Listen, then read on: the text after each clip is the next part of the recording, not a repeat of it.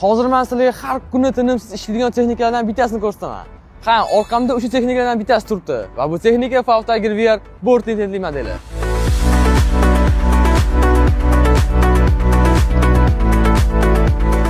Xo'p, nimaga bu model har kuni tinimsiz ishlashining sababi?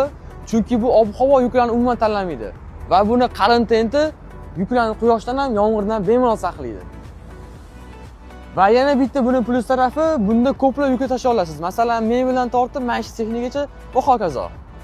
Uning 6000, 2100 va 3060 mm ixcham gabaritlari shahar ichiga to'liqligicha mos keladi. Bu o'lchamlari bilan tashuvlar va manyovrlar ancha qulay bo'ladi. O'zining 1608 kubatura hajmiga ega kuzovi ko'plab yuklar sig'dira oladi. Kuzovni o'zini o'lchamlariga keladigan bo'lsak, 4200 ga 2000 va 2000 mm. Bortning qalinligi 2000 mm qalinlikka ega temirdan ishlangan. Kichik model bo'lishiga qaramay, bu texnikada 130 ot kuchi mavjud. Resorlari mustahkam temirdan ishlab chiqarilgan. Oldi qismida 3 ta, orqa qismida esa 7+3 ta bo'ladi. Tormoz tizimiga keladigan bo'lsak, barabarlik bo'ladi, gidravlik va ABS tizimi mavjud. Texnikaning yuk ko'tarish qobiliyati naqd 2 tonna 20 kg. Va aytib o'tish kerak, g'ildirak bazasi 3300 mm.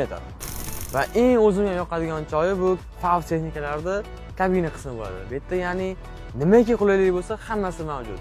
Multiruldan LCD monitor, konditsioner va 360 kameragacha. Texnika